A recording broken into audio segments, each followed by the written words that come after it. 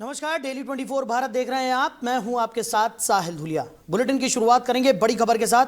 Budget सत्र के दूसरे फेज का आज तीसरा दिन है और स्पीकर को हटाने पर लोकसभा में आज भी चर्चा हुई। तो आज संसद में हंगामे के पूरे आसार नजर आ रहे हैं। बड़ी खबर आपको बता रहे हैं। तो संसद के बड़ी खबर आपको बता रहे हैं। आज संसद में हंगामे के पूरे आसार हैं। तो संसद के बजट सत्र दूसरे फेज का आज तीसरा दिन है और लोकसभा में आज भी स्पीकर ओम बिरला को हटाने के लिए विपक्ष के अविश्वास प्रस्ताव पर चर्चा जारी रहेगी। इस पर चर्चा के लिए 10 घंटे का समय तय हुआ है, जिसमें मंगलवार को करीब 7 घंटे तक बहस हो चुकी है और मंगलवार को सत्र के दूसरे दिन विपक्षी सांसद ओम बिरला पर सदन की कार्रवाई में पक्षपात का आरोप लगाते हुए अविश्वास प्रस्ताव लाया गया था। तो 50 से अधिक सांसदों के प्रस्ताव के समर्थन में वोट करने के बाद पीठासीन अधिकारी ने इसे सदन में पेश करने और चर्चा की मंजूरी दी थी। बहस की शुरुआत करते हुए कांग्रेस सांसद गौरव गोगोई ने कहा कि बजट सत्र के दौरान 20 बार नेता प्रतिपक्ष राहुल गांधी को रोका टोका गया, उन्हें बार बार रूलिंग बुक दिखाई गई। विपक्ष ने कहा कि स्पीकर सरकार के दबाव में काम कर रहे हैं। वहीं संसदीय कार्य मंत्री किरण रिजिजू ने कहा कि ओम बिरला पर लगे आरोप झूठे हैं, वो निष्पक्षता के साथ सदन की कार्रवाई चलाते हैं। 15वीं लोकसभा में नेता प्रतिपक्ष केवल 2 बार बोले। जब सेशन चलता है तो विदेश चले जाते हैं। नेता प्रतिपक्ष अपनी बात बोल के सदन से भाग जाते हैं, किसी और की बात नहीं सुनते हैं, फिर कहते हैं कि मुझे बोलने नहीं दिया जाता। तो आज भी सदन के हंगामेदार रहने के पूरे आसार यहां पर नजर आ रहे हैं।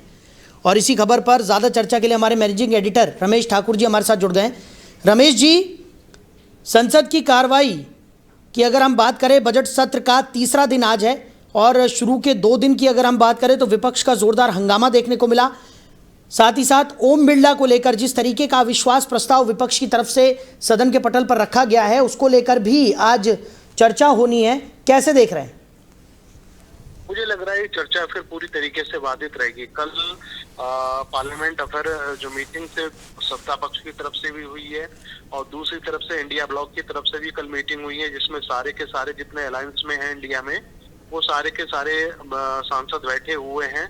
क्योंकि अब मुझे लगता है पलड़ा दोनों तरफ से अगर आप तोलो तो ज्यादा कोई किसी की तरफ झुका हुआ नहीं दिखाई दे रहा है, सेम एक ही जैसा दिखाई दे रहा है। तो मुझे लगता है कि इसके आसार तो बहुत ज्यादा हैं। गतिरोध बना रहेगा, कार्रवाई बाधित होगी, चीजें फिर नहीं निकल पाएंगी।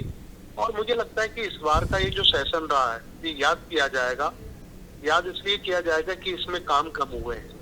अगर आप पूरी ड्यूरेशन अगर आप निकाल के देखो पार्लियामेंट सेशन की, जिस दिन से शुरू हुआ और अब तक जितनी देर कार्रवाई हुई नहीं, उससे ज्यादा कार्रवाई को रोका गया है जी। तो मुझे लगता है जब 1 मिनट की कार्रवाई में 1.5 लाख रुपए खर्च होते हैं और इतनी बड़ी अमाउंट जब आपको कैलकुलेट जब करोगे पूरे दिन की, तो आपको लगेगा कि हमारा आपका जो टैक्स पेयर का पैसा संसद में ये लोग किस तरीके से बर्बाद कर रहे हैं। हालांकि ये सिर्फ कहने वाली बात है, कागजी बातें हैं, लेकिन इस पे कितना भी खर्च हो, ना कोई इसमें पार्लियामेंट की तरफ से कोई ऐसा कानून बनेगा कि भाई अगर कोई कार्रवाई बाधित होती है तो उसके ऊपर सजा होनी चाहिए, कोई जुर्माना रख देना चाहिए, ऐसा कुछ नहीं है। क्योंकि ये जो पारी होती है उनके हाथ में होती है, जनता से निकल चुकी हुई होती है। लेकिन दुर्भाग्य ये है कि दोनों पक्ष की तरफ से, मैं एक को नहीं कहूंगा, दोनों पक्ष अड़े हुए हैं। एक पक्ष कह रहा है कि कार्रवाई चलने दो, दूसरा पक्ष कह रहा है कि हम कार्रवाई चलने नहीं देंगे, पहले हमारे सवालों का जवाब दो। अब अगर आप पूरी पार्लियामेंट सेशन की अगर कार्रवाई देखो, जो प्रश्नकाल का जो समय होता है वो हो ही नहीं पा रहा है जी। भाई 211 के तहत में जब यहाँ से दूसरी तरफ से ये कहा जाता है कि हमारा एक क्वेश्चन पुटअप करना है और वो सदन की कार्रवाई में लगा हुआ है और पता चला सदन की कार्रवाई में जब लगता है उससे पहले ही वॉकआउट कर दिया जाता है। और विपक्ष की सबसे बड़ी जो मैं अगर सीधे शब्दों में कहूँ, ये गतिरोध बना क्यों है और एक कार्रवाई हो क्यों नहीं रही, उसका मेन कारण मैं आपको बताता हूँ जी। क्योंकि इंडिया ब्लॉक की तरफ से जो मीटिंग्स हो रही हैं और पार्लियामेंट अफेयर की तरफ से जो सब बातें निकल के आ रही है, उसमें ये निकल के आ रहा है कि हम कोई भी मुद्दा जब रेज करते हैं तो उसका जवाब प्रधानमंत्री दें। यहाँ दिक्कत हो रही है। अब सत्ता पक्ष की तरफ से ये कहा जा रहा है कि अब ये ठीक भी है, सत्ता पक्ष यहाँ पे ठीक भी है।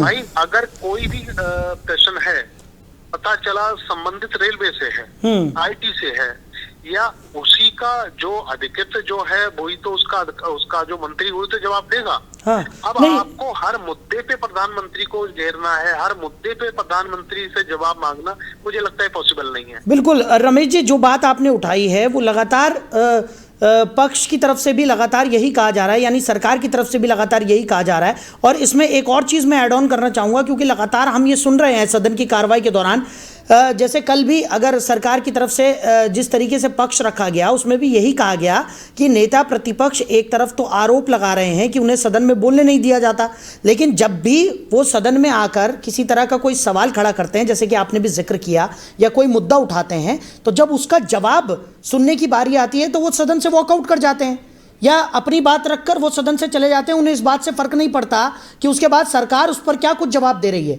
तो ऐसे में उनकी बात की क्या ही वैल्यू की जाए, ये लगातार सरकार की तरफ से कहा जा रहा है। मैंने कहा ना आपको, ये चीजों को आपको सुधार करना पड़ेगा, दोनों पक्ष से इस चीज को सुधार करना पड़ेगा। जब आलोकी अगर कोई बात अगर अपनी बात रख रहा है तो मुझे लगता है उसको शालीनता से दूसरे पक्ष को भी सुनना चाहिए। बिल्कुल, लेकिन ऐसा नहीं हो पाता है। और वही बात जब दूसरी तरफ से जाता है, विपक्ष की तरफ से, कि भाई हमें अपोजिशन इस बात को कुछ हमारी बात को रखेगा, तब वो जब रखते हैं तो ये लोग भाग जाते हैं। तो इस तरीके की चीजें नहीं चलेंगी। आप कम से कम पूरी बात सुनो जी, सुनो क्या गलत कहा क्या सही कहा, उसकी आप समीक्षा बाद में करो। अगर आपको लगता है गलत है तो आप उसका विरोध अगले दिन कर सकते हो, क्योंकि ये सारी व्यवस्थाएं बनी हुई हैं। जब पता चलता है कि भाई इनके जवाब में कोई मंत्री ने कोई जवाब दिया, इनके सवाल का कोई जवाब उन्होंने दिया और उसका इन्होंने बाद में आके उसके फैक्ट चेक करे और फैक्ट्स में वो चीजें नहीं मिल पाई है, तो आप लोकसभा सचिवालय को और लोकसभा अध्यक्ष को सीधे आप उसके अवगत करा सकते हो। देखिएगा ये चीजों पे गलत जवाब दिया गया, तो ऐसा भी कुछ नहीं हो रहा है। अब सिर्फ आप जनता को ये दिखाना चाहते हो कि हम सिर्फ हंगामा करने के लिए खड़े हुए हैं। तो मुझे लग रहा है हंगामा करने भर से ये सब चीजें नहीं होती हैं और इसमें बहुत पैसा बर्बाद हो रहा है। और इस पार्लियामेंट सेशन में बहुत सारे ऐसे मुद्दे थे जिसपे बातचीत की जानी चाहिए थी, जिसके समाधान कोई विमर्श निकलता, वो निकल नहीं पाया है। ये दुर्भाग्य वाली बात है जी। बिल्कुल, चलिए रमेश जी, हमारे साथ जुड़ने के लिए, इन तमाम चर्चाओं के लिए आपका बहुत शुक्रिया। तो आज भी सदन की कार्रवाई में ज़ोरदार हंगामा देखने को मिल सकता है। लगातार जिस तरीके की स्थिति इस वक्त सदन में बनी हुई है उसको लेकर पक्ष विपक्ष आमने सामने हैं और हंगामेदार सदन की कार्रवाई यहाँ पर देखने को मिल रही है। लेकिन सबसे बड़ा सवाल ये है कि जनता की गाड़ी कमाई का दुरुपयोग यहाँ पर होता हुआ नज़र आ रहा है और जो मुद्दे सदन में उठने चाहिए उन मुद्दों पर चर्चा होने के बजाय सिर्फ पक्ष और विपक्ष की आपसी गतिरोध सदन की कार्रवाई के बीच देखने को मिल रहा है। आगे बढ़ेंगे, रुक करेंगे अगली बड़ी खबर का। पीएम मोदी आज केरल और तमिलनाडु जाएंगे। दोनों राज्यों को करीब 16,000 करोड़ की सौगात पीएम देंगे। तो रैली को भी संबोधित करते हुए प्रधानमंत्री नरेंद्र मोदी नजर आएंगे। प्रधानमंत्री नरेंद्र मोदी आज केरल और तमिलनाडु के दौरे पर रहेंगे। पीएम केरल के एर्नाकुलम में करीब 10,800 करोड़ और तमिलनाडु के तिरुचिरापल्ली में करीब 5,650 करोड़ रुपए के प्रोजेक्ट्स का उद्घाटन और शिलान्यास करेंगे। पीएम केरल पहुंचने पर अखिल केरल धीवर सभा के स्वर्ण जयंती समारोह में शामिल होंगे। उसके बाद दोपहर 1:30 बजे एक और प्रोग्राम में अलग अलग डेवलपमेंट जनता को सौंपेंगे। तो ये projects energy, highway, rural infrastructure, railway और दूसरे सेक्टर से जुड़े हुए हैं। इसके बाद दोपहर करीब 2:15 पर प्रधानमंत्री नरेंद्र मोदी केरल के एर्नाकुलम में होने वाली एनडीए की रैली को संबोधित करेंगे। इसके बाद पीएम तमिलनाडु जाएंगे। यहाँ शाम लगभग 5:45 पर प्रधानमंत्री तमिलनाडु के तिरुचिरापल्ली में लगभग 5,650 करोड़ रुपए की कई विकास परियोजनाओं का लोकार्पण और शिलान्यास करेंगे। इस अवसर पर प्रधानमंत्री एक जनसभा को भी संबोधित करने वाले हैं। तो बड़ी खबर आपको बता रहे हैं, पीएम मोदी आज केरल और तमिलनाडु के दौरे पर रहेंगे। दोनों राज्यों को करीब 16,000 करोड़ की सौगात प्रधानमंत्री नरेंद्र मोदी देने वाले हैं। वहीं प्रधानमंत्री एक रैली को भी संबोधित करेंगे। आगे बढ़ेंगे, रुक करेंगे अगली बड़ी खबर का। अमेरिका में 50 साल बाद नई तेल रिफाइनरी बनेगी। ट्रंप का बड़ा ऐलान सामने आया है। रिलायंस इंडस्ट्रीज $300 अरब का निवेश करने जा रही है। तो अमेरिका में जल्द ही एक नई तेल रिफाइनरी शुरू होने वाली है।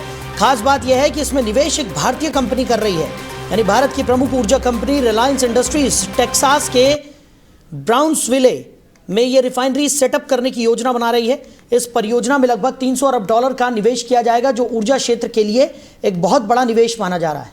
तो अमेरिकी राष्ट्रपति डोनाल्ड ट्रंप ने टेक्सास में 300 अरब डॉलर की तेल रिफाइनरी की घोषणा करते हुए भारत और उसकी सबसे बड़ी प्राइवेट एनर्जी कंपनी रिलायंस को धन्यवाद दिया। अमेरिकी राष्ट्रपति डोनाल्ड ट्रंप ने अमेरिका में पिछले 50 सालों में पहली नई तेल रिफाइनरी बनाने के लिए भारत और रिलायंस इंडस्ट्रीज की सराहना की है।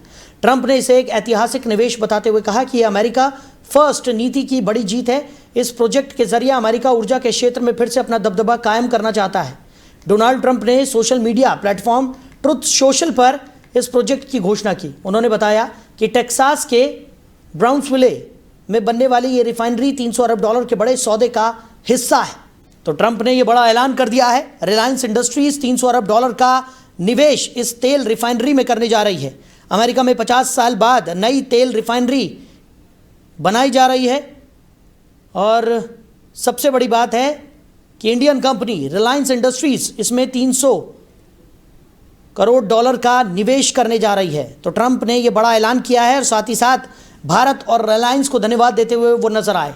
तो 300 अरब डॉलर का निवेश रिलायंस इंडस्ट्रीज की तरफ से इस तेल रिफाइनरी के लिए किया जाएगा। वहीं अमेरिका, इजराइल और ईरान जंग का आज 12वां दिन है। ईरान का कहना है कि अब तक हुए हमलों में 1300 से ज़्यादा लोगों की मौत हो चुकी है और करीब 8000 घरों को नुकसान पहुंचा है। यूएन में ईरान के राजदूत अमीर सईद इरावानी के मुताबिक देश में करीब 9600 सिविलियंस इलाकों पर हमले हुए हैं। इनमें घरों के अलावा बाजार, अस्पताल, मेडिसिन सेंटर्स और स्कूल भी शामिल हैं। वहीं ईरान ने इजराइल में हाइफा, यरूशलम और तेल अवीव पर भी मिसाइलें हमले करने का दावा किया है। युद्ध का असर अमेरिकी सेना पर भी पड़ा है। अमेरिका के रक्षा विभाग के मुताबिक अब तक करीब 140 अमेरिकी सैनिक घायल हुए हैं। वहीं अमेरिकी राष्ट्रपति डोनाल्ड ट्रंप ने कहा है कि अमेरिका में होर्मुज स्ट्रेट में माइन बिछाने वाली ईरान की 16 बोट पर हमला कर उन्हें पूरी तरह से नष्ट कर दिया गया है। उन्होंने कहा कि आगे भी ऐसे हमले किए जाएंगे। यूएस सेंट्रल कमांड ने एक्स पर एक वीडियो पोस्ट किया। इससे पहले अमेरिकी रक्षा मंत्री पीट हेग्सेथ ने कहा है कि ईरान पर अब तक के सबसे बड़े और सबसे तीव्र हमले किए जाएंगे। इस हमले में बड़ी संख्या में फाइटर जेट और बम वर्षक विमान शामिल होंगे। उन्होंने दावा किया कि ईरान की सैन्य क्षमताएं कमज़ोर हो रही हैं और वो बुरी तरह हार रहा है। वहीं ईरान ने भी जवाब देते हुए कहा कि वो धमकियों से डरने वाला नहीं है और जो लोग ईरान को ख़त्म करने की बात करते हैं उन्हें अपने अंजाम के बारे में सोच लेना चाहिए। ईरान की सर्वोच्च राष्ट्रीय सुरक्षा परिषद के सचिव अली लारिजानी ने कहा कि ईरान और ईरानी लोग अमेरिका की धमकियों से नहीं डरते। लारिजानी ने कहा कि पहले भी कई ताकतवर लोग ईरान को ख़त्म करने की कोशिश कर चुके हैं, लेकिन वो सफल नहीं हुए। तो आपको बता दें कि अमेरिका की तरफ से लगातार ये दावा किया जा रहा है कि ईरान पर सबसे घातक हमले यहाँ पर किए जा रहे हैं। अमेरिका ने कहा था कि ईरान पर सबसे बड़ा अटैक करेंगे और वहीं ईरान की तरफ से ये कहा जा रहा है कि वो किसी की भी धमकी से डरने वाला नहीं है। अमेरिका का होर्मुज स्ट्रेट में 16 ईरानी बोट पर हमले का एक वीडियो भी वायरल हुआ है। एक तरफ अमेरिका लगातार ईरान को धमकियां दे रहा है, तो दूसरी तरफ ईरान का कहना है कि वो किसी भी धमकी से डरने वाला नहीं है। इससे पहले भी कई देश आए जिन्होंने ईरान को ख़त्म करने की कोशिश की, लेकिन वो सफल नहीं हुए। वहीं पेंटागन ने ईरान के साथ चल रहे संघर्ष में अमेरिकी सैनिकों की चोटों का नया आंकड़ा जारी किया है।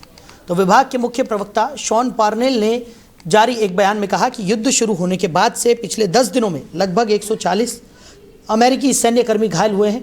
पार्नेल ने कहा कि ऑपरेशन एपिक फ्यूरी की शुरुआत से अब तक लगभग 140 अमेरिकी सैन्यकर्मी विभिन्न हमलों में घायल हुए हैं। इनमें से अधिकांश चोटें मामूली हैं और 108 सैनिक पहले ही ड्यूटी पर वापस लौट चुके हैं। उन्होंने आगे बताया कि 8 सैनिक अब भी गंभीर रूप से घायल हैं और उन्हें उच्चतम स्तर की चिकित्सा सुविधा उपलब्ध कराई जा रही है। यह जानकारी ईरान की तरफ से अमेरिकी और इजरायली हमलों के जवाब में किए गए मिसाइल और ड्रोन हमलों के बाद आई है। इन हमलों में मुख्य रूप से कुवैत, सऊदी अरब और क्षेत्र के अन्य अमेरिकी अड्डों को निशाना बनाया गया है। पश्चिम एशिया में तेजी से बिगड़ते हालातों के बीच भारत ने एक बार फिर कूटनीतिक स्तर पर सक्रियता दिखाई है। विदेश मंत्री डॉक्टर एस जयशंकर ने ईरान के विदेश मंत्री सैयद अब्बास अरागची से फोन पर बातचीत कर क्षेत्र में चल रहे संघर्ष के ताज़ा हालातों पर चर्चा की। जयशंकर ने सोशल मीडिया प्लेटफॉर्म एक्स पर जानकारी देते हुए बताया कि दोनों नेताओं के बीच वर्तमान स्थिति को लेकर विस्तृत बातचीत हुई। इससे पहले दिन में जयशंकर ने ओमान के विदेश मंत्री सैयद बदर बिन हमद बिन हमूद अल बुसैदी से भी संपर्क किया था। इस दौरान भी दोनों के बीच पश्चिम एशिया में पैदा हुए संकट पर विचार विमर्श हुआ था। इससे पहले भी भारत संघर्ष शुरू होने के बाद ईरान से संपर्क कर चुका है और 6 दिनों के अंदर दूसरी बार हुई ये बातचीत इस बात का संकेत है कि भारत क्षेत्र में बढ़ते तनाव को लेकर लगातार स्थिति पर नजर बनाए हुए है। भारत के लिए पश्चिम एशिया रणनीतिक रूप से बेहद अहम क्षेत्र है, क्योंकि यहाँ से देश की ऊर्जा आपूर्ति का एक बड़ा हिस्सा आता है और बड़ी संख्या में भारतीय नागरिक भी इन देशों में रहते हैं। ऐसे में नई दिल्ली कूटनीतिक स्तर पर हालातों को शांत करने के प्रयासों में सक्रिय दिखाई दे रहा है। वहीं केंद्रीय वाणिज्य मंत्री पीयूष गोयल ने लोगों को भरोसा देते हुए कहा है कि पश्चिम एशिया में संघर्ष और वैश्विक बाजार में अनिश्चितता के बावजूद देश में ईंधन की किल्लत नहीं है। इस संघर्ष के बाद आपूर्ति श्रृंखला में आ रही बाधाओं पर चिंता जताते हुए केंद्रीय मंत्री ने कहा कि उभर रहे हालात पर सरकार की करीबी नजर है। देश भर में ईंधन की उपलब्धता बिना किसी बाधा के हो, यह सुनिश्चित करने के लिए सरकार सभी जरूरी कदम उठा रही है। तिरुचिरापल्ली में मीडिया को संबोधित करते हुए गोयल ने कहा कि अधिकारी सतर्क हैं और संबंधित विभाग घरेलू सप्लाई चेन को सुरक्षित रखने के लिए इलाके में हो रहे बदलाव की लगातार समीक्षा भी कर रहे हैं। केंद्रीय मंत्री ने कहा कि फ्यूल की बिल्कुल भी कमी नहीं है और डिटेल्स पर काम किया जा रहा है। एक गंभीर लड़ाई चल रही है। इस स्थिति में चिंताएं होंगी जिनके बारे में संबंधित विभाग समय समय पर सभी को बताएंगे। वो स्थिति पर बहुत करीब से नजर भी रख रहे हैं।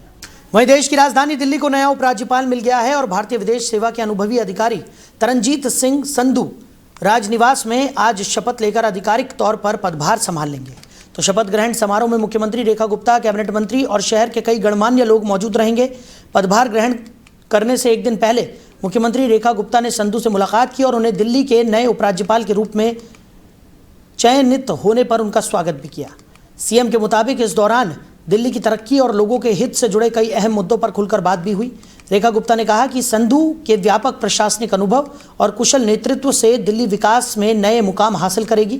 तरनजीत सिंह संधू विनय कुमार सक्सेना की जगह ले रहे हैं, जिन्हें हाल ही में लद्दाख का उपराज्यपाल बना दिया गया है। संधू 1988 बैच के IFS अधिकारी रहे हैं और अमेरिका में भारत के राजदूत के तौर पर काम कर चुके हैं। तो दिल्ली को अपना नया उपराज्यपाल यानी कि गवर्नर मिल गया है। तरनजीत सिंह संधू आज शपथ ग्रहण करने वाले हैं। तो आज दोपहर 1:30 बजे शपथ ग्रहण समारोह होगा।